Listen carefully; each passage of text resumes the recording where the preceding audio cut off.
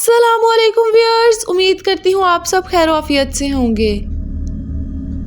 Viewers, आज की जो स्टोरी मैं आप लोगों के साथ शेयर करने जा रही हूँ, यह स्टोरी इस बारे में है कि कभी भी कोई सस्ती चीज़ देखकर बगैर सोचे समझे, ये सिर्फ सोच कर के चलो इसमें हमारे पैसे कम खर्च हो रहे हैं, ख़रीदे मत।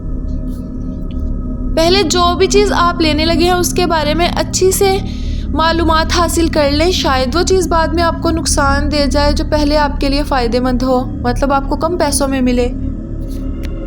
तो ये जो स्टोरी है जिन्होंने शेयर की है वो कहते हैं कि हमारे चाचू जो थे वो फैसलाबाद में रहते थे और हम लोग अपनी ज़मीनों पर रहते थे।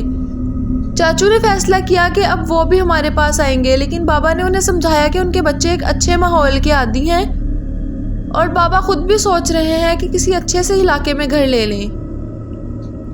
हम दोनों ने, मतलब बाबा ने और चाचू ने मिलकर सोचा कि मिलाकर एक घर ले लेते हैं, क्योंकि हमारा बजट कोई इतना ज़्यादा नहीं था। बाबा को एक घर मिला जो कि बहुत ही मुनासिब कीमत पर मिल रहा था, बल्कि ये कहो कि वो अपनी बनावट के हिसाब से बहुत कम पैसों में मिल रहा था, लेकिन था वो एक बहुत सुनसान इलाके में।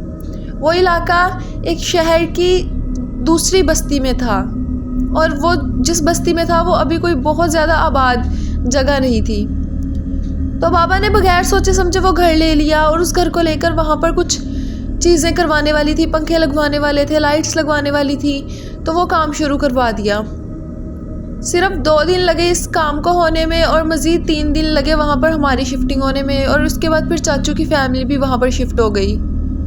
वो घर 3 मंजिला था और नीचे वाली मंजिल में और उससे ऊपर वाली मंजिल में 4-4 कमरे बने हुए थे, और उससे ऊपर वाली मंजिल में छत थी और सिर्फ एक स्टोर रूम बना हुआ था। नीचे वाले पोर्शन में हम लोग शिफ्ट हुए, जबकि ऊपर वाले पोर्शन में चाचू लोग शिफ्ट हो गए। अभी शिफ्टिंग का सामान हम लोग एडजस्ट कर ही रहे थे कि वहाँ पर मामा की एक अलमारी थी जो लकड़ी की बनी हुई थी, उसको कहीं भी एडजस्ट नहीं किया था। बाकी अब हम सब लोग बर्तनों वगैरह में, और मेरी जो बड़ी सिस्टर थी वो सारे अपने बिस्तर अरेंज करने में लगी हुई थी, उन्हें गैलरी में रख रही थी। अलमारी की तरफ अभी किसी का ध्यान नहीं था कि अचानक हमें आवाज़ आई, वो अलमारी बहुत ज़ोर से नीचे गिरी, इतनी ज़ोर से कि वो बिल्कुल टूट चुकी थी। इतनी ज़ोर से जब उसकी आवाज़ आई तो पड़ोस के लोग भी हमारे घर में आ गए। उन्होंने आकर पूछा तो हमने उन्हें बताया कि बस ये अलमारी गिरी है और तो कुछ नहीं हुआ। मेरे बाबा थोड़े अखड़ मिजाज के हैं, तो उन्होंने उनके मुंह पर दरवाज़ा बंद कर दिया, ये कहकर के बुजुर्गों अपने काम से काम रखा करो, सिर्फ एक अलमारी ही गिरी है। मुझे इस चीज़ का बुरा तो लगा, और मामा और पापा की उस दिन बहुत शदीद बहस हुई, इतनी शदीद कि शायद उससे पहले कभी ना हुई हो, और मामा शायद गुस्से में आकर अपने घर जाने के लिए तैयारी भी करने लग गई थी कि दादों ने समझाया दोनों को, और बात थोड़ी नॉर्मल हुई। लेकिन ये चीज़ें यहीं पर रुक नहीं गई थी। एक दिन जब बाबा ने चाचू से कहा कि चलो आओ छत पर घूमने चलते हैं, तो चाचू ने बाबा को कहा कि दफ़ा हो जाओ तुम यहाँ से, मैं तुम्हारे साथ हरगिज़ न जाऊँगी। बाबा हैरान हुए कि चाचू उनके साथ ऐसी आवाज़ में बात कैसे कर सकते हैं, और बाबा ने चाचू से आगे मज़ीद गुस्से से तल्ख़ कलामी की। इन दोनों का झगड़ा यहाँ तक आ गया कि हाथापाई पर आ गए थे। पीछे ही करीब सीमेंट की बोरियां पड़ी थी, चाचू ने बाबा को उठाकर सीमेंट की बोरियों में घुसा दिया। अभी के बाबा की जिसामत अच्छी खासी है, वो इतने कमज़ोर नहीं कि उन्हें आराम से ऐसे उठाकर पीछे फेंका जा सकता हो, लेकिन पता नहीं चाचू में इतना ज़ोर कैसे आ गया कि उन्होंने बाबा को ऐसे उठाकर फेंक दिया। इन दोनों भाइयों में इतनी मोहब्बत है कि कभी कोई ये एक्सपेक्ट नहीं कर सकता कि ये हो सकता है। तब मेरी दादों को शक हो गया और वो करीब की मस्जिद से मौलवी साहब को बुला लाई, क्योंकि उन्हें पता चला था कि मौलवी साहब बच्चों को पढ़ाने के साथ साथ कुछ रूहानी अमल भी करते हैं। जब मौलवी साहब घर आए, उन्होंने चाचू की एक उंगली पकड़ी तो उन्होंने कहा कि इस पर एक चुड़ैल आशिक हो गई है।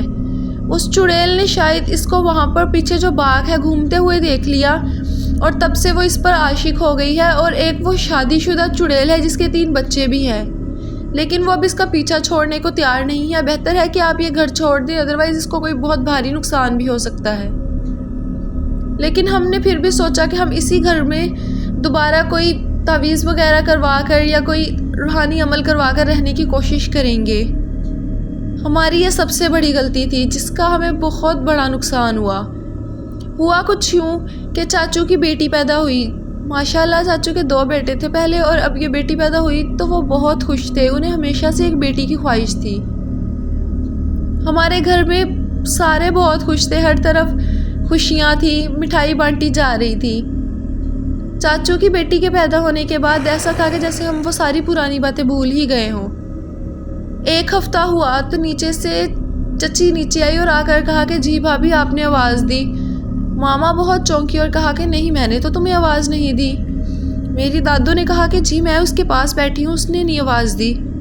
یہ سننے کی دیر تھی کہ میری چاچی کے اوپر کے سانس اوپر اور نیچے کے سانس نیچے۔ انہیں سمجھ آ گیا تھا کہ کیا مسئلہ ہے، کیونکہ اوپر وہ زویا کے ساتھ لیٹی ہوئی تھی۔ زویا چاچو کی اس بیٹی کا نام رکھا تھا جو پیدا ہوئی تھی۔ چاچی ویسے ہی الٹے قدموں اوپر بھاگی تو اوپر جا کر دیکھا کہ ان کی بیٹی کو کسی نے بہت بری طرح سے توڑا مڑوڑا تھا، ایسے جیسے کسی کاغذ کو مڑوڑتے ہیں، اور وہ اس قدر نیلی ہو چکی تھی مانو وہ جو بھی کوئی مخلوق تھی، کوئی بہت بے رحم مخلوق تھی۔ خیر اس بچی کا نماز جنازہ ہوا، اور اس کے نماز جنازہ کے بعد گھر میں تقریباً ہمارے ماتم کا ماحول تھا، کیونکہ اتنی خوشی تھی اس بچی کے آنے کی کہ میں یہاں پر ایکسپلین نہیں کر سکتا۔ اس کے بعد اب بابا لوگوں نے سوچا کہ یہ چیز ہمارے لیے بہت کوئی نقصان کا باعث بن سکتی ہے، بہتر یہ ہے کہ ہم نہ یہ گھر چھوڑ دیں، ہم سب لوگ کسی دوسری جگہ شفٹ ہو جائیں۔ بابا اور چاچو بھی اس ٹاپک پہ بات کر رہے تھے کہ اس شام ماما، چاچی اور دادو اوپر چھت پہ بیٹھی تھی کہ نیچے انہیں ایک عورت بیٹھی ہوئی دکھائی دی جس نے اپنے سارے جسم کو نیلی چادر سے کور کر رکھا تھا۔ چہرہ نظر نہیں آ رہا تھا، لیکن بیک سائڈ سے بال نظر آ رہے تھے جو کہ بے حد لمبے بال تھے اس کے۔ وہ ساری دیکھ کر خوف زدہ ہو گئی، اور جب نیچے آ کر انہوں نے دیکھا تو وہ چیز وہاں سے غائب ہو چکی تھی۔ پھر ایک اور عالم کا پتہ چلا، انہیں بلایا تو انہوں نے کہا کہ آپ یہ گھر چھوڑ دیں، جس نے پہلے آپ کو اس گھر کو چھوڑنے کا مشورہ دیا تھا آپ کی بھلائی کے لیے دیا تھا۔ دیکھ لیں آپ کتنے بڑے نقصان بھگت چکے ہیں، کیونکہ بابا کو اس وقت گرنے سے بھی ٹھیک ٹھاک چوٹ لگی تھی، اور اس کے بعد چاچو کی بیٹی کا نقصان۔ تو انہوں نے کہا کہ مزید یہ کہ اس سے پہلے تم لوگوں کے اور نقصان ہو جائیں تم لوگ یہ گھر چھوڑ دو۔ لیکن اس چیز نے ہمیں شفٹنگ بھی دوبارہ آرام سے نہیں کرنے دی۔ ہمیں یہاں اس گھر میں اپنا سامان رکھتے ہوئے 3 دن لگے، جبکہ یہاں سے اپنا سامان اٹھاتے اٹھاتے 2 ہفتے لگ گئے، کیونکہ چاچو جس چیز کے بھی قریب جاتے تھے، چاچو نے اگر اپنا والیٹ اور اپنی کار کی کیز کہیں رکھی ہیں تو چاچو نے جب واپس آ کے دیکھنا تو ایک سانپ اس کے گرد اپنا دائرہ بنا کے بیٹھا ہوا ہے، اور چاچو کو بالکل ڈسنے کی آس میں بیٹھا ہے وہ۔ اس طرح کر کے وہ ہمیں بہت پریشان کرتی تھی، ہماری چیزیں غائب ہونے لگ گئی تھی، ہماری چیزیں نیچے گر کے خود بخود ٹوٹنے لگ گئی تھی، اور ایک دفعہ تو آگ بھی لگی۔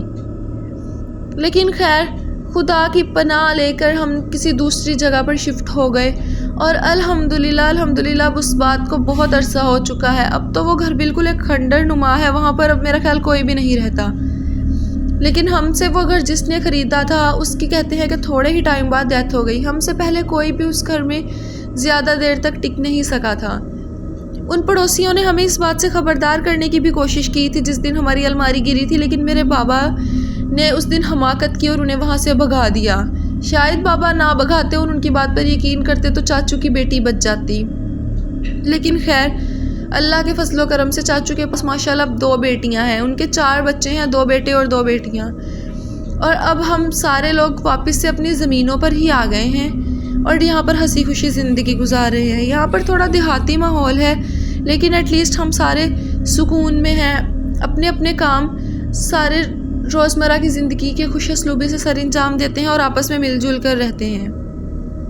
لیکن وہ ہماری زندگی کا اتنا کوئی برا ایکسپیرینس تھا نا کہ جب بھی اس بارے میں سوچتے ہیں تو ہماری روح کانپ جاتی ہے، اور زویا وہ تو ہماری زندگیوں کا ایک ایسا حصہ تھی جو کہ ہمیں آج تک نہیں بھولی۔